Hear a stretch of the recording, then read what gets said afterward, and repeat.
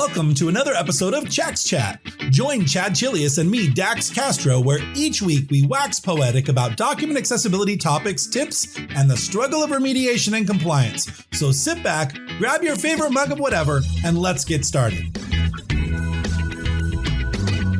Welcome, everyone. Today's podcast is sponsored by Creative Pro Week. The Creative Pro Week conference is in Phoenix, Arizona this year and is on June 5th through the 9th.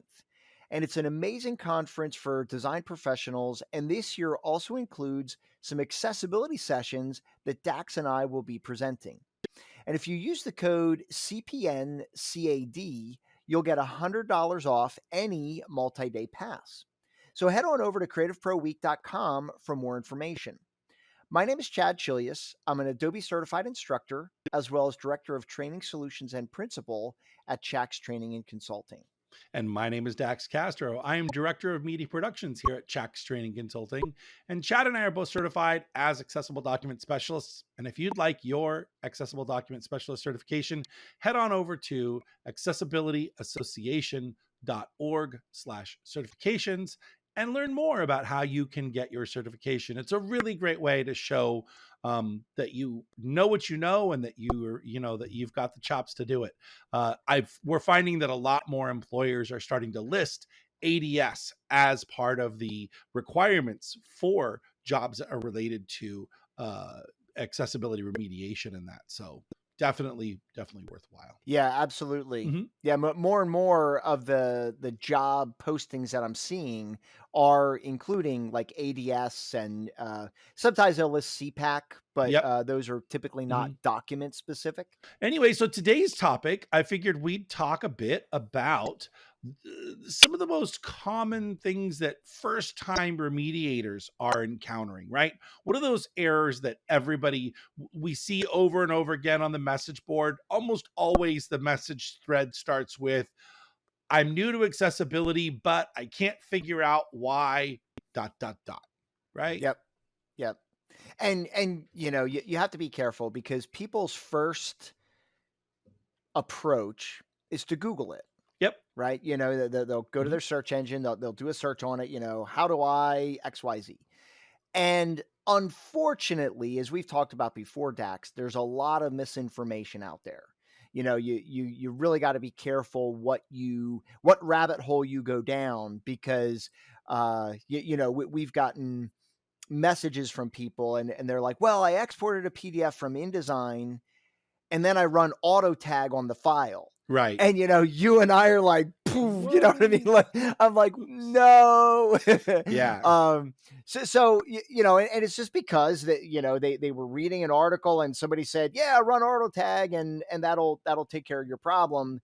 Obviously that's not the case. So, to your point, Dax, we do get a lot of posts on the forum. We get a lot of emails, LinkedIn messages where people are like, hey, I'm just getting started and XYZ. Right. Yeah. So, one of the ones that I see a lot of people say is, they come up with, well, accessible font size, right? What is the size of for accessibility? And almost always I hear 12-point type, single spaced. And I'm like, where are they getting this information from? In fact, most of the time it comes from the National Federation for the Blind. They have their guidelines and preferences when sending communications to their constituents. For people with low vision, they recommend 12-point type. But there's no such thing as an accessibility requirement for font size. Now, as an organization, your organization may choose, ours as the organizations that I belong to in the past have said 11-point is the smallest and then 9-point for footnotes. But some people say 8-point for footnotes and, but there really is no requirement, right? In WCAG or the other way people say it, there's no ADA requirement for font size, right? Yeah. And I mean, and again, it's a term people have grown to use, right? I mean, even my clients use that. They're like, okay, this is ready for ADA. I mean, there's nothing in ADA about digital document accessibility, right? You Right. know what I mean? That it doesn't exist. But kind of getting back to what you said, like it is a bit surprising, isn't it, that there is no guidance on minimum font size for a document, right? True. I mean, I Mhm. think it kind of would make sense. Although I think the reason why WCAG does not include it is because it's just so wide open, right? I mean, Oh, there's really no, like, okay, if you use 12 point, but yeah, you use 12 point, but you use Times Roman, right. probably not the best approach, right? So, um, I do think it is a good idea to have a intercompany standard, right? I think it's a good idea to say, hey, we believe that 11 point minimum is what you should be using for your products, but um, you know that is going to be helping the group of people who are low vision, right? I mean Right. that's who that is assisting, because somebody using a screen reader, it could be 1 point type and it's going to read the same as 12 point type, Well, right? because it's So voiced, right? Yeah. exactly. So the benefit of having a requirement for minimum font size is really going to be benefiting low vision users, and I do think it's a good idea to I used to get a magazine. It's actually a surfing magazine, Hmm. and I swear everything was set in 9 point type, Yeah. right? And I mean, I'm just I'm a sighted user, but I do now wear glasses, and I could not read that without the assistance of my glasses. Like I literally could not read any of that content. It was just so tiny. So now again, that their market was a very young group of people, right? That they're surfers in their early 20s who have 20/20 vision, no problem, True. right? But a 40 something year old person like me, I opened it up and I'm like, oh my gosh. So anyway, uh, so again, yeah, that's a really common, really common thing people ask is what is the minimum font size? And as you pointed out, Dax, there really is no, specific font size that's required for accessibility. Right. The only requirement for readability is that images of text be readable at 200%, meaning if you zoom in, if your PNG is a scan of, if you've got a scan of a textbook and at 200% you zoom in and can't read it, then that would be a violation of WCAG, right? So Right. Right. well, the next one, Chad, that we see all the time is I'm editing my PDF, making it accessible, and all of a sudden my content disappeared. Right? Oh yeah. Yep. That's a really common one. And that typically occurs when you go into your content pane and start manipulating items in the content pane, right? And we typically do that, right? So the typical reason why you do that is to fix your reading order, Right. right? And I think we're going to get to that a little bit later. But the problem with that is that yes, you can fix the reading order. The problem, however, is that the content pane is also the stacking order of content visually in the document.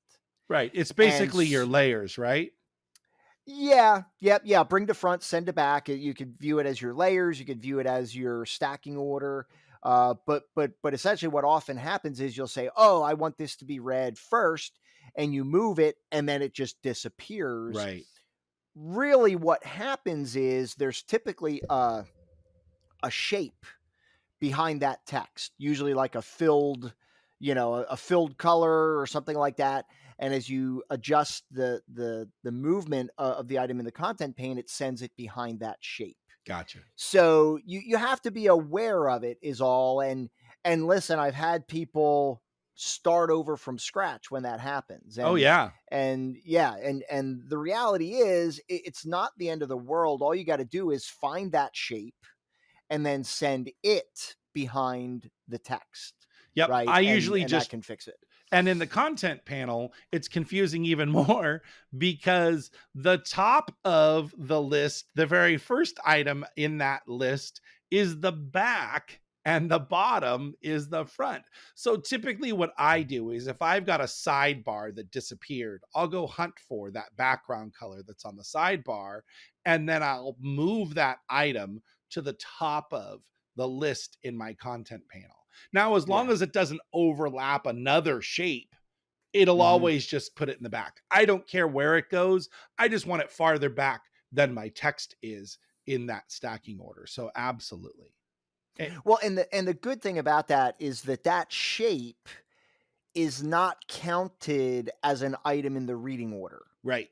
right? It's like, what do I want to say, agnostic, or I don't know what the right term would be, but it's just there.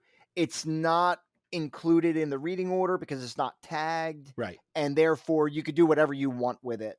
I will tell you, like, as you gain experience, when you see an item like that, I know, like, what I do is, as I'm selecting items, I'm like, oh, there's a shape there. Yep. And I'll make sure I click on the shape as well when I move it. That Yeah, way it all sure. moves, in conjunction with one another. It makes it a little bit easier, right? Sure. It's one less thing that you have to deal with later on. As we say, it's more semantic, and actually that's a good point to bring up for people who are new to remediation. There's this word we throw around all the time: semantic markup, semantic layout. It's the tag is a semantic tag. Semantic is really just a fancy way of saying that it's correct, that it's from a programming standpoint, it is programmatically correct, right? Yeah, or that it's I mean, I think this falls under info and relationship stacks, right?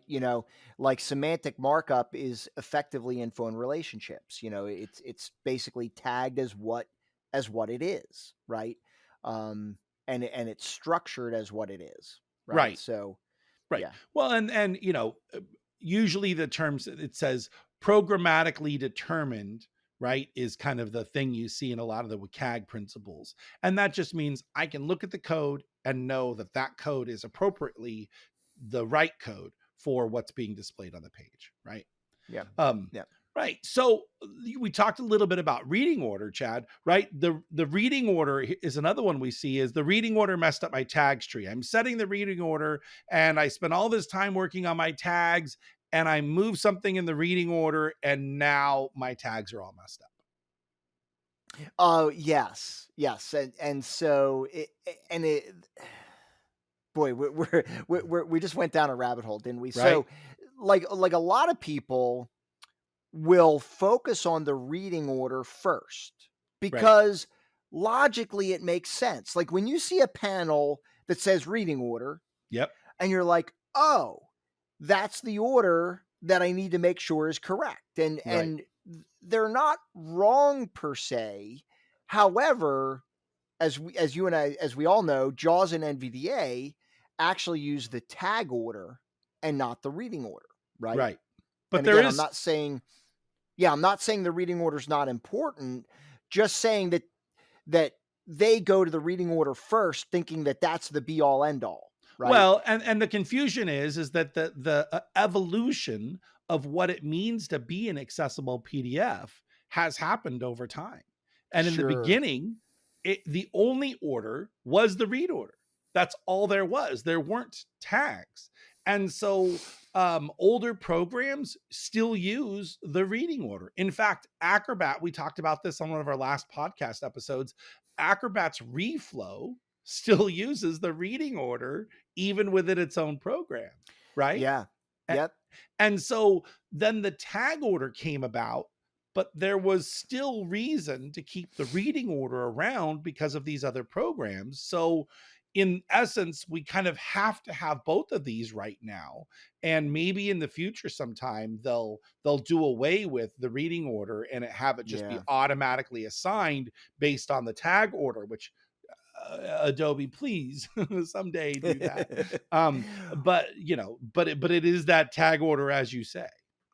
Well, and with the reading order, there are no semantics, right? I mean, it's just the order, right? You don't know that it's a heading 1 or a heading 2 or a fit, it's just in the right order. Right. Now what gets really confusing especially for beginners is, you open up Adobe Acrobat, and within the Adobe Acrobat interface, there's a navigation pane called reading order. Right. And people see that and they're like, oh, that's where I must need to go to set the reading order. Yep. And it definitely makes sense. I mean, I don't fault anybody for trying to do this, but guys, if you're listening, don't do anything in the reading order pane. Like it's pretty much useless, right? I mean, aside from being able to view the order of objects, which you can also do by opening up the reading order tool, it really has no benefit, and it actually can totally hose your document.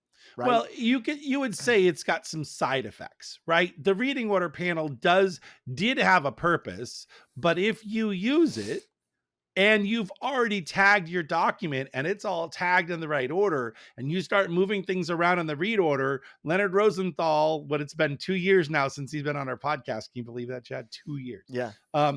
2 years ago, he said, look, it's a feature. We did this on purpose to try to help you out. And I'm just like, don't do me any favors, please. Just don't. Stop doing me favors, yes. Right? Yeah. So go ahead. No. I mean, you're I think we're both about to say the same thing. I mean, it's if you have fixed the tag order and the tags in your document, and you then go into the reading order pane and start adjusting the reading order, it will totally screw up your tag structure. Yeah. I mean, 100%. And, Dax, I think you and I can admit that we learned this the hard way.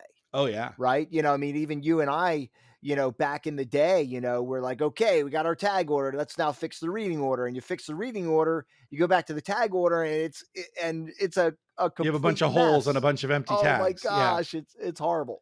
So that's where, we discovered that you can use the content pane to fix your reading order without affecting the tag order that you've already set. Well, and if you need to have those numbers, if you want to have those numbers visible, you mentioned earlier, just open the read order tool and just leave it open. And as long as it's open, then you'll be able to see the numbers and be in the content pane. The only difference is in the content pane, it doesn't show you the number to the left of the object in the list of objects. You just have to look on the page visually. That'd be really helpful, right? Like if it actually showed you the number in the content pane, because then you could just, move things around. But that's what I typically do is I'll open up the reading order tool, and then I'll start adjusting in the content pane, and then you get a live update.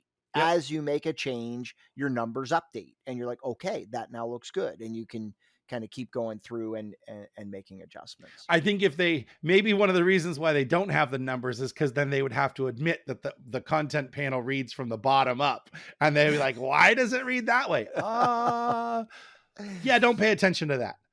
I mean, every Adobe program known to man, the layer order is always top to bottom. Right. But for whatever reason in Acrobat, I mean, I got to believe that programmatically they could change that. Like programmatically, just say, just read it top to bottom like every other program in the free world. But it is tricky. But you get used to it. But then they'd probably have to change InDesign. I was going to say InDesign. Right? I wasn't going to mention it because I was like, well, maybe he's not thinking about this, but InDesign's the same way. InDesign's the exact same way. And if you think about it, PowerPoint is the same way too. The selection pane is bottom up. The first item is at the bottom. Only the new reading order pane, which is only available for certain versions of PowerPoint, does it actually show you the numbers, reads top down. It's really nice panel the way they've got it set up. So the other thing moving on, right? So the next thing that we hear a lot is that I'm getting these untagged annotations. And I've got Mm, and usually our first question is, do you have a link in your header or footer? Right, Chad? yep. Yep. Yeah, 100%. You know, so the error, right? Untagged annotations is the result of you having a link in your document that is not attached to content, Yep. right? So, in order for a link to function properly, you'll have a link tag, and then the textual content for the link is inside of that link tag. Yeah. And you can get this problem one of two ways. If you add a hyperlink in Acrobat by using the drag and drop a rectangle, Uh-huh.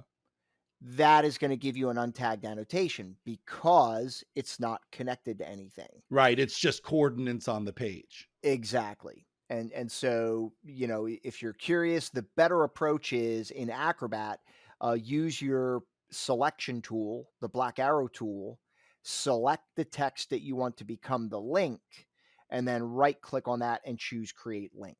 Yep. And that will take your selected text, put it inside of the link tag, and everybody's happy.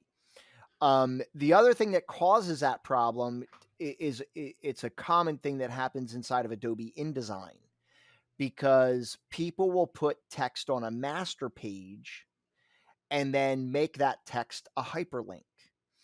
Yep. And People do it in Word too. They'll put it in the header footer, right, and you'll get the same thing. The parent page in InDesign is interesting. I see a lot of people do they want a return to TOC or return to index, or they'll have they put an entire menu up inside the header because they're trying to make Acrobat work more like a web page than a PDF. right, right.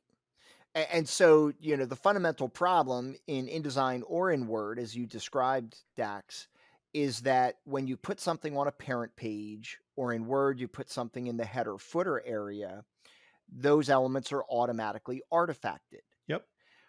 But the hyperlink is a different element that does not get artifacted. It Right. still outputs as a link. Yep. And as we described earlier, it's a link that's not attached to anything.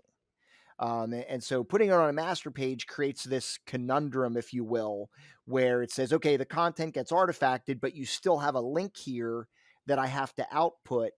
And when I do, that link is not attached to anything. Yes. So, one of two solutions to the problem: don't hyperlink content that's on the parent page or in the header footer in Word, or at least in the case of InDesign, you have to override that object on every document page so that the content is tagged and the hyperlink can be attached to it. Right. And there's a couple of scripts. Keith Gilbert has a script. There's a couple of free scripts out there inside InDesign. You can actually, if you want to override everything that's on the header footer, you can use override all parent page items, and that solves it as well. But you have to do that. You have to remember to do that as a last step, right? Save out a copy Absolutely. and all of that. So it can be something that gets overlooked. Yep. The other thing that we find a lot of people will say is, I spent all this time in InDesign putting all of these alt text descriptions on my hyperlinks. And when I go out to Acrobat, I don't hear those. I don't see them. They're not there. What happened? Right? Yep. Well, and we talk about this. We've talked about this a couple of different times. We have. But at one point it was set as the alt text, and then the PDF Association, PDF UA community said, no, that's not programmatically semantic. It should be in the content key. And the content key is really this metadata field that is supposed to hold the purpose for the link. The unfortunate part is JAWS and NVDA don't recognize the content key as as a voiced metadata field. So when the screen reader gets to that URL, it just reads a URL, and you're like, well, why did I spend all this time putting all these Yeah. descriptions in? And the answer is to pass the checker. That's Yeah. again one of those things that's just, it's very frustrating, right?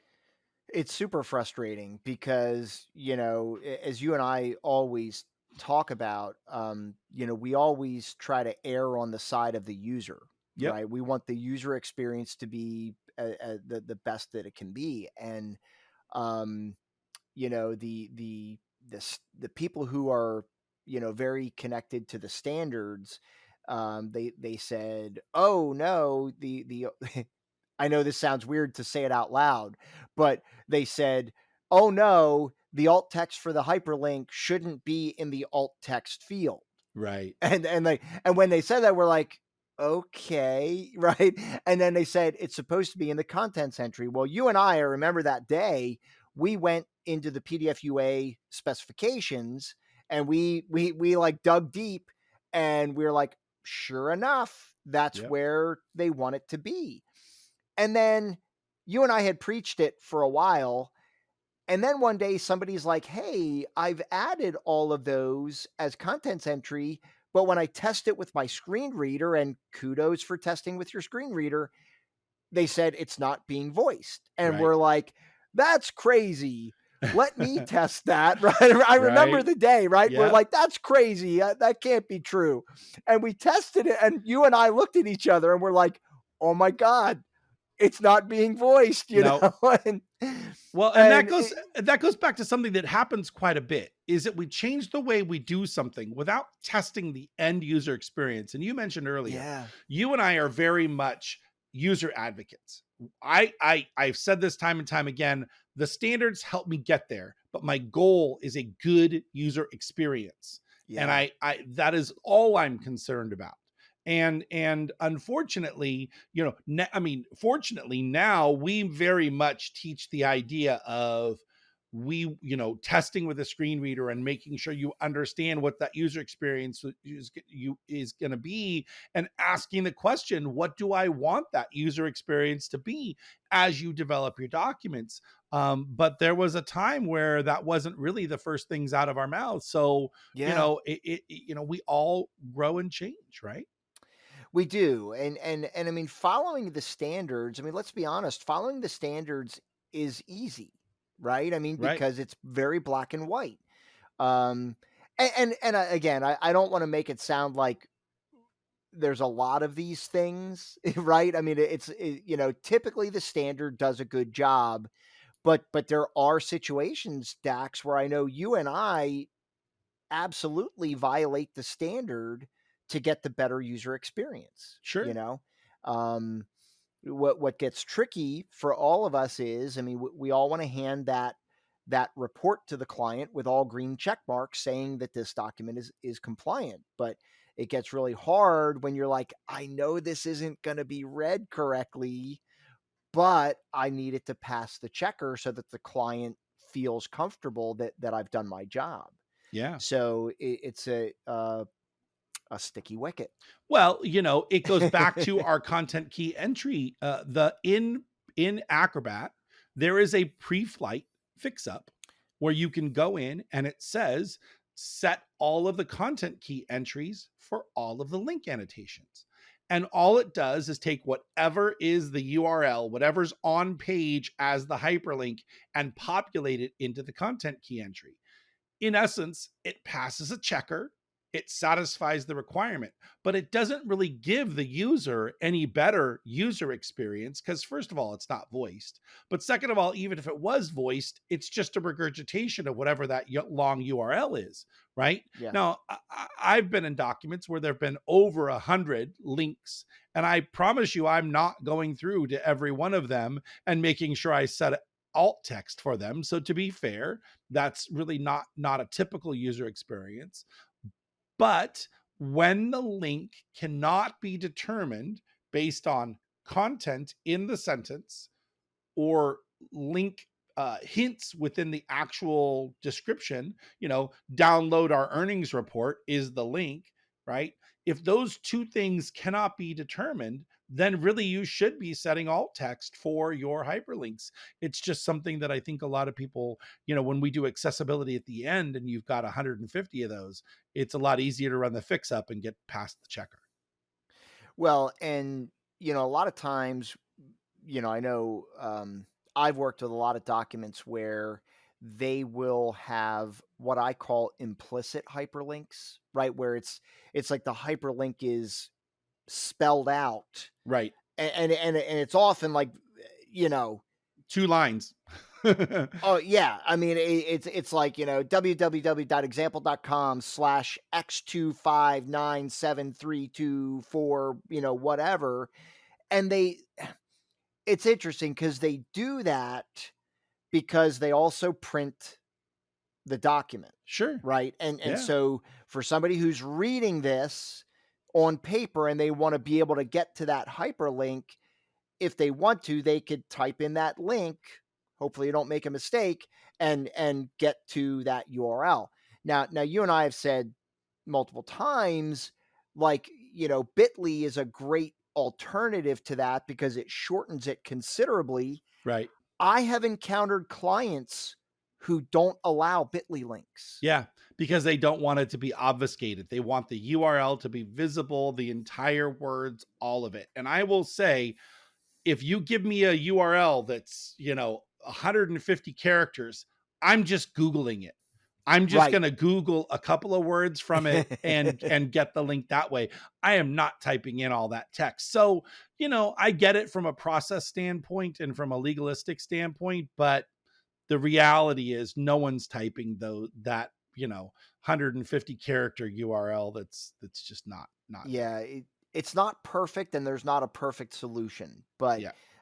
we do have recommendations, and I think it provides a better experience for both sighted and non-sighted users because they don't have to type 150 character hyperlink to get to the document. Yeah. Um, Well, so I know this was supposed to be a top 5, things that first time remediators kind of encounter, but I got a bonus one I think we should close our podcast with here, and that's irregular table errors, because I think this is the one that frustrates most people because there's so many different ways that this can manifest itself, right? for sure. I mean, I'm going to pick on Word. Sure. Only because I think that's typically where a lot of these violations stem from. And Well, I'm going to Word, pick on InDesign after you're done. So okay. we'll be good. So Word is happy to allow you to merge cells in a table. Right. Word will happily do that. You can merge rows horizontally. You can also merge them vertically.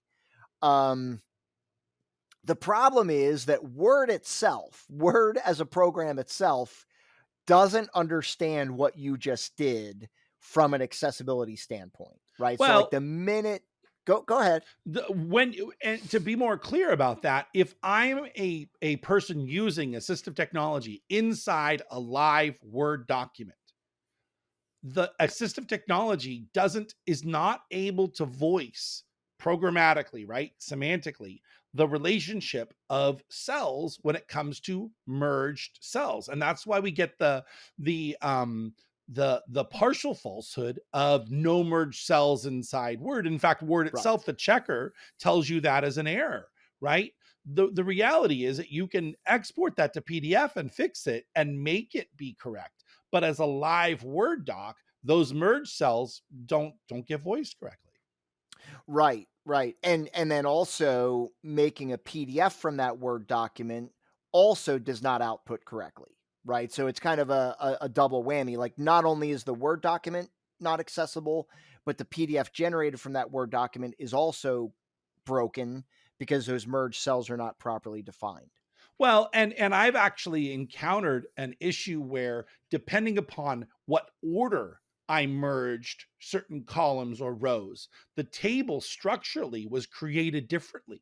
that things became part of either the row above it or the row below it based on what order I merged those things. And sometimes we change the way tables look and we're like, oh, let's go this way instead. And so you unmerge things and merge things again. And I find that can really mess up how Word interprets that table. Yeah. Yeah. The other one, obviously, well, not obviously, most people don't know, is that there's this property called scope inside a table. And it's for heading cells, that first row or first column, or maybe multiple first rows or multiple first columns, has to have instructions to say, I am a column header or I am a row header. And as a column header, I'm responsible. I'm describing the things below in my column, or I'm a row header. I'm describing things to the right of me in my row.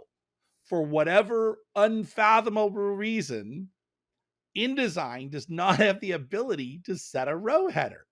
And I just can never get my head around why this is a thing. How can you not do something so basic?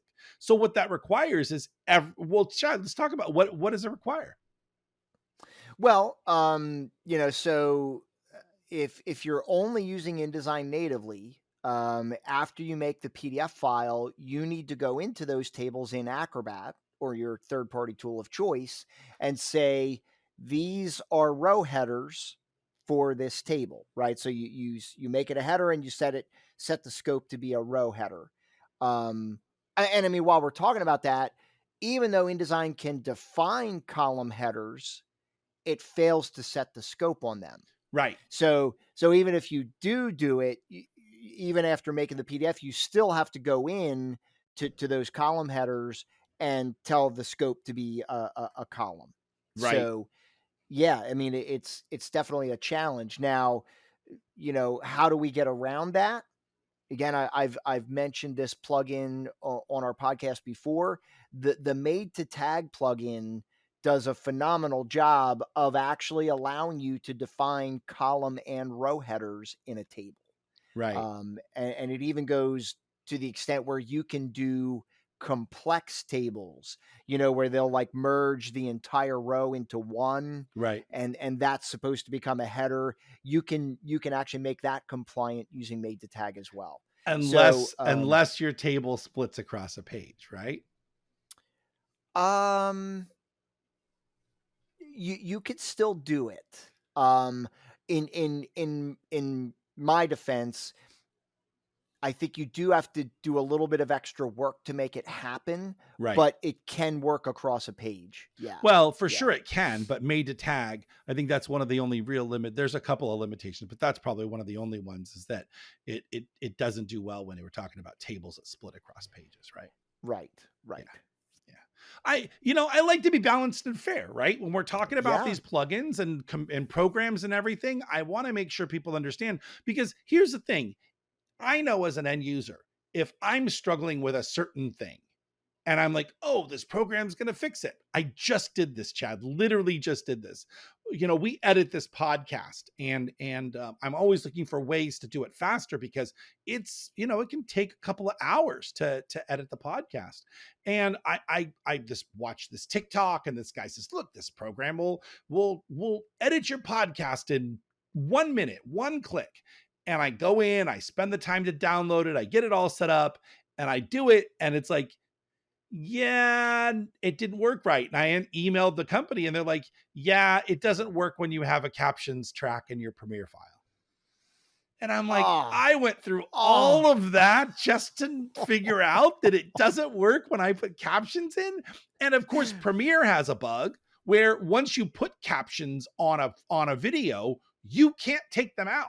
There is no way to remove captions on a file once you've put them in. If you set the transcript and then you set the captions, you can delete those tracks as much as you want, but you can't actually remove them. So I had to start over again. Wow. And I'm just like, wow, I wish I would have known. So it's that type of thing that I try to make sure that I make sure people understand that there are limitations to everything. Everything has its purpose.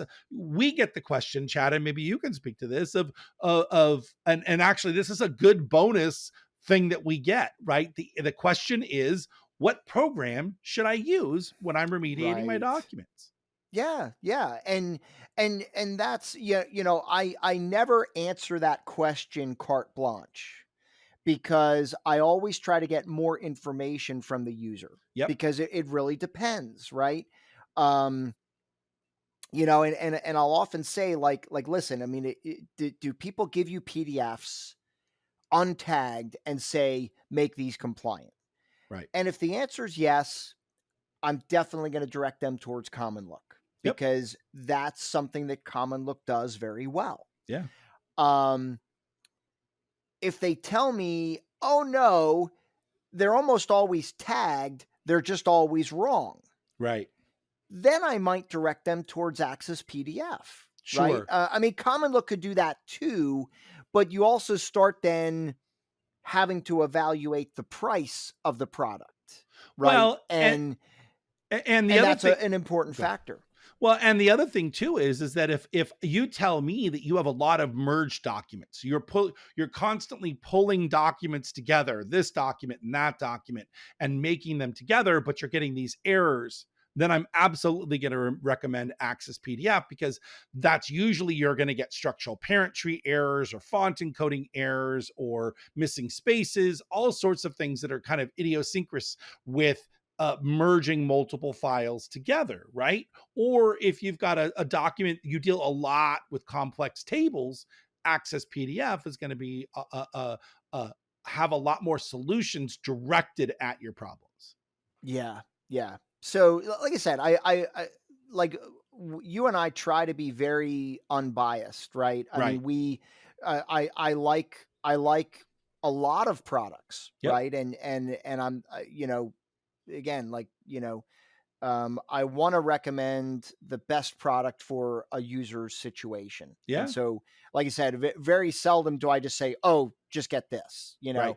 I like to get more information, and I like to hear them tell me what their workflow is like, what their, and if they tell me every one of their files starts in InDesign, then I'm recommending Made to Tag, Absolutely. because that is that is a game changer, and Or if it every one kind of of, their files are made in Word, I'm absolutely going to recommend Access Word, because as a group, large government organizations, when you're getting 100 PDFs from people, all of them making them on their own, all from their own computers, all inside Word, there is nothing better than just telling them, look, instead of hitting save as PDF, use save as Access PDF, Access Word yeah, PDF, right? And yeah. that's going to give you a mostly or all the way compliant file without them really having to know much of anything. Absolutely. Yeah. Yeah. It goes back to one of our podcast guests was Jeremy Seta Yep. from the North Idaho College. And he talked about in Brazilian Jiu Jitsu, if you can improve your position by 1%, Yep. you're now doing better. Right. Right. And that's really what these third party tools do for us. Right. I mean, Yeah. sure, natively we can get to here, but with a third party product, if I can get to here, that's that much less work I need to do when I'm making my document compliant. And for a lot of us, it really is all about saving time and saving energy. So Yeah. yeah, Well, I hope that everybody got some really great, information on this episode of our podcast. These are the top. What did we get to? 6 or 7. yeah. We started with 5.